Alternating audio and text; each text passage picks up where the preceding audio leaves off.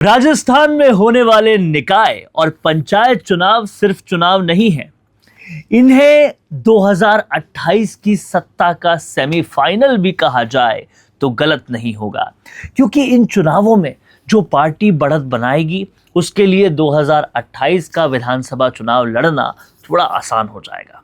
वहीं जो पार्टी इन चुनावों में पिछड़ गई उसके सामने 2028 की राह और ज्यादा मुश्किल हो जाएगी। इसीलिए ये सत्ता का सेमीफाइनल है। अब सवाल यह है कि क्या बीजेपी ने अभी से 2028 की तैयारी शुरू कर दी है, और क्या बीजेपी ने ऐसे दो बड़े मुद्दे खोज लिए हैं जिनके जरिए वो शहरी और ग्रामीण इलाकों में कांग्रेस को घेर सकती है और कांग्रेस को हराने की सोच सकती है। और सबसे बड़ा सवाल इन सभी मुद्दों में यह उठता है कि क्या कांग्रेस बीजेपी की इस रणनीति को समझ पा रही है, क्योंकि अगर नहीं समझ पा रही तो बहुत बड़ी दिक्कत है। नमस्कार, आप देख रहे हैं द फैक्ट इंडिया और आज डिकोड करते हैं हम आने वाले निकाय चुनावों को। मेरा नाम है वरुण भंसाली। अगर आपको राजस्थान की राजनीति की ऐसी ही अंदर की खबरें और राजनीतिक विश्लेषण पसंद आते हैं तो चैनल को लाइक और सब्सक्राइब आपको ज़रूर करना है, क्योंकि कहीं ना कहीं ये विश्लेषण ही आपको राजनीति की अंदर की बातें बताते हैं। तो चलिए सीधे मुद्दे पर आते हैं बिना वक्त गवाए। निकाय और पंचायत राज चुनाव, आखिर क्यों ये चुनाव सत्ता का सेमीफाइनल है? आखिर क्यों इस चुनाव में कांग्रेस बीजेपी की साख पूरी तरह से दांव पर है? देखिए, राजस्थान की बीजेपी सरकार अपने कार्यकाल का काफी बड़ा हिस्सा अब पूरा कर चुकी है। अब उसके पास विधानसभा चुनाव 2028 तक बहुत सीमित समय बचा है और इस सीमित समय में ही बहुत सारा काम करना है। और इसी बीच होने जा रहे हैं नगर निकाय, पंचायत समिति और जिला परिषद के चुनाव। समझते चलिएगा, बहुत सारी इंपॉर्टेंट बातें आप सबके लिए है। राजनीति पूरी डिकोड हो जाएगी। यानी आने वाले चुनावों में जनता का मूड काफी हद तक सामने आ जाएगा और इस मूड को समझना भी बहुत ज्यादा जरूरी है। शहरों में बीजेपी कितनी मजबूत है, सबसे पहले ये बात पता चलेगी। गांवों में कांग्रेस और दूसरी पार्टियों की क्या हालत है, उनकी पकड़ कितनी मजबूत है, इसका भी पर्दाफाश हो जाएगा।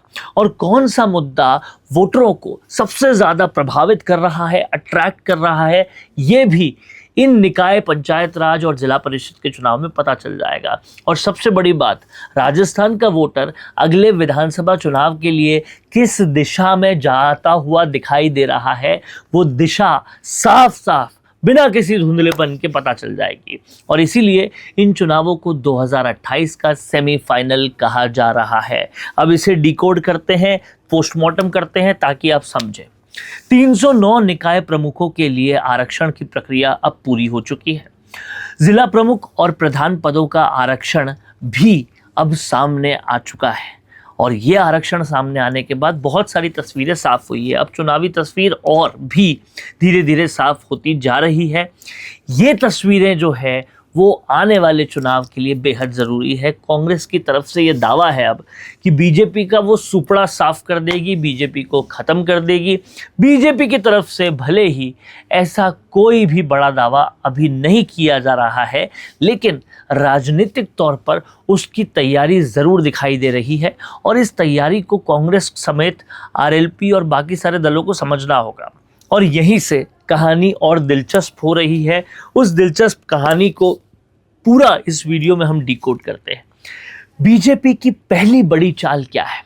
शहरों में कौन सा मुद्दा चलेगा, शहरों में कौन सा मुद्दा काम करेगा?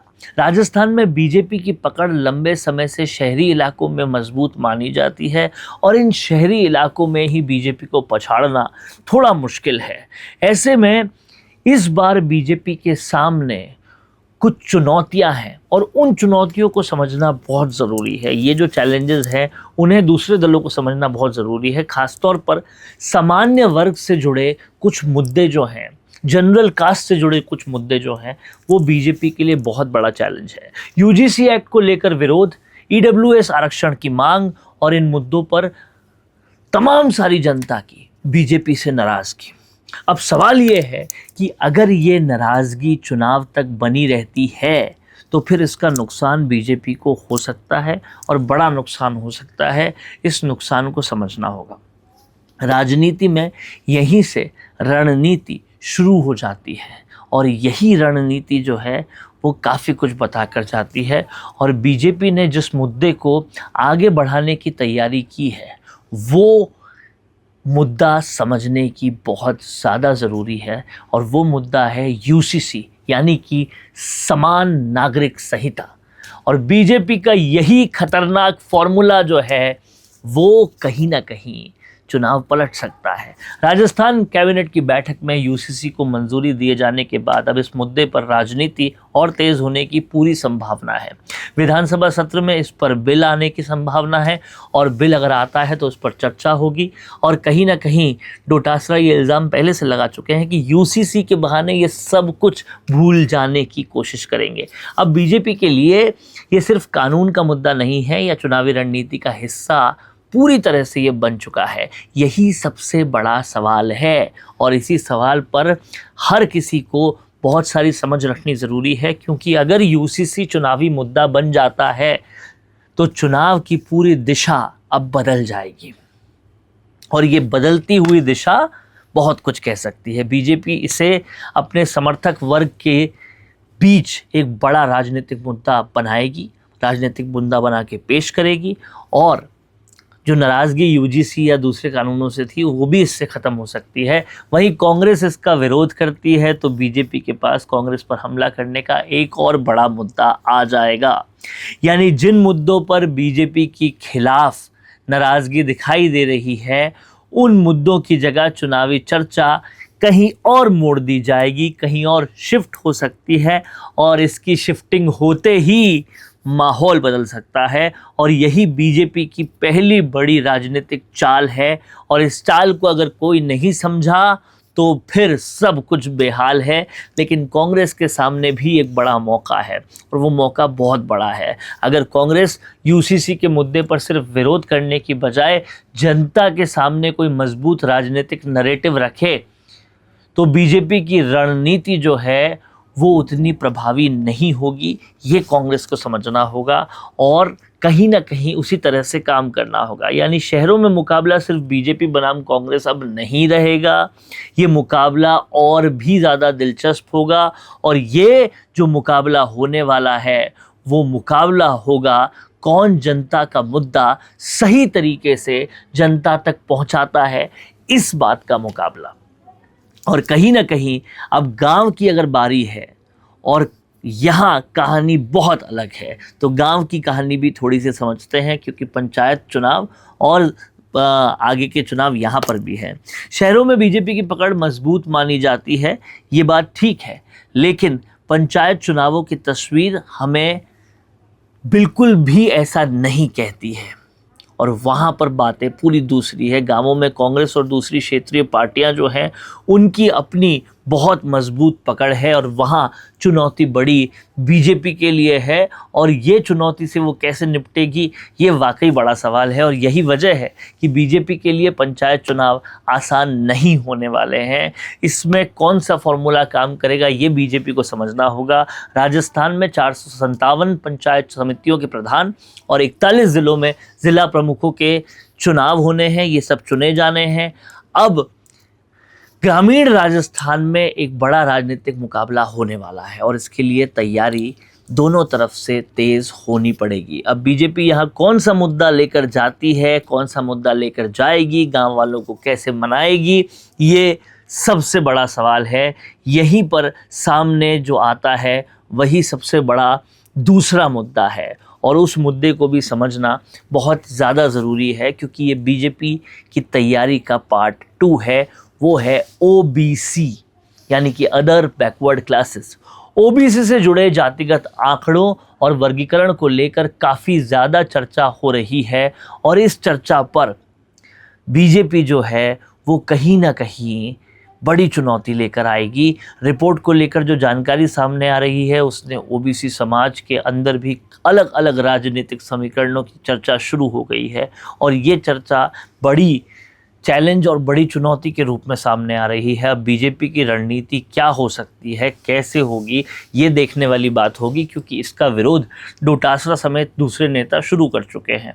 यही कि ओबीसी की छोटी छोटी जातियों और उन वर्गों को अपने साथ जोड़ने की कोशिश की जाए जिन्हें लगता है कि उन्हें राजनीति में पर्याप्त प्रतिनिधित्व नहीं मिलता। ये बीजेपी अगर करे तो बहुत कुछ हो सकता है, लेकिन फिलहाल बीजेपी को ओबीसी आयोग की जो रिपोर्ट है उसको लेकर विरोध झेलना पड़ रहा है। अगर बीजेपी ऐसा करने में सफल हो जाती है तो ग्रामीण इलाकों का चुनावी गणित काफ़ी हद तक बदल सकता है। अब कौन सी जातियों को वो साथ में लेती है, प्रतिनिधित्व देती है, वो देखने वाली बात होगी, क्योंकि ओबीसी के अंदर कई ऐसी जातियां हैं और अलग अलग ओबीसी समूह को बीजेपी अपने साथ जोड़ लेती है और साथ में उनका पारंपरिक वोट बैंक भी जुड़ जाता है, तो पंचायत चुनावों में बीजेपी की स्थिति मजबूत हो सकती है। लेकिन फिलहाल जितना तेज़ी से विरोध हो रहा है वो बीजेपी के लिए एक बड़ा चैलेंज बनता जा रहा है। लेकिन यहाँ एक बात कांग्रेस के लिए भी बहुत महत्वपूर्ण है, बहुत इम्पॉर्टेंट है, इसलिए इसे सुनिएगा ज़रूर कि क्या कांग्रेस ओबीसी के अंदर बन रहे इन सारे नए समीकरणों को अब समझ रही है, क्योंकि अगर इसे नहीं समझा तो बीजेपी को चुनौती देना मुश्किल हो जाएगा। क्या कांग्रेस छोटी जातियों के बीच अपनी पकड़ मजबूत करने के लिए कोई नई रणनीति बना रही है या बनाएगी? अगर नहीं बनाएगी तो बड़ी दिक्कत है, या फिर बीजेपी को मैदान पंचायत में भी खुला मिल जाएगा? ये सारे सवाल बेहद अहम सवाल हैं और कहीं ना कहीं सेमीफाइनल के लिए बहुत इम्पॉर्टेंट है और असली लड़ाई इन सवालों की ही है।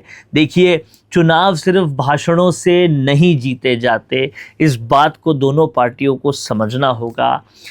चुनाव इस बात से जीते जाते हैं कि जनता के बीच कौन सा मुद्दा सबसे ज़्यादा असर कर रहा है, कौन से मुद्दे का सबसे ज़्यादा असर है, यही सबसे ज़्यादा फ़र्क पड़ने वाली चीज़ है। बीजेपी की रणनीति अगर एक तरफ शहरों में यूसीसी को बड़ा मुद्दा बनाने की है तो दूसरी तरफ गांवों में ओबीसी को, अलग अलग वर्गों को अपने साथ जोड़ने की कोशिश दिखाई दे रही है। अब इस कोशिश को काउंटर कांग्रेस कैसे करती है, कितना करती है, इनके खतरनाक गेमों को समझ पाती है या नहीं, ये सोचने वाली बात होगी। बीजेपी की रणनीति दो हिस्सों में दिखाई दे रही है और वो दोनों हिस्से समझने होंगे। पहला हिस्सा शहर का है, दूसरा हिस्सा गांवों का है। शहरों में एक बड़ा मुद्दा, गांवों में दूसरा मुद्दा।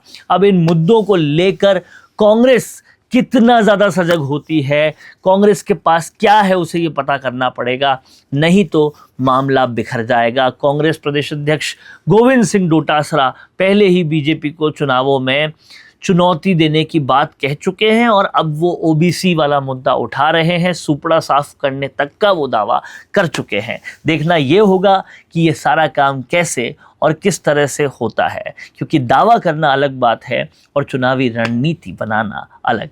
देख रहे हैं आप लोग द फैक्ट इंडिया न्यूज़। कैसा लगा आपको ये विश्लेषण, कमेंट करके जरूर बताएं। देखते रहिए। अपना पॉडकास्ट शुरू करना चाहते हैं और चाहते हैं कि पहले दिन से उसे लाखों लोग देखें, तो अब ये पॉसिबल है जयपुर में। जयपुर का सबसे तेजी से बढ़ता हुआ digital news channel the fact India आपके पॉडकास्ट को वर्ल्ड क्लास बनाने के लिए जयपुर के बीचों बीच श्याम नगर में लाया है world class podcast setup, green screen setup, उसे शूट करने के लिए best state of the art facilities, editor से लेके लाखों फॉलोअर्स और करोड़ों वरी रील्स वाला यूट्यूब चैनल, और ये सब आपको एक ही जगह पर मिलने वाला है। तो पूरी जानकारी के लिए आज ही व्हाट्सएप कीजिए इस नंबर पर।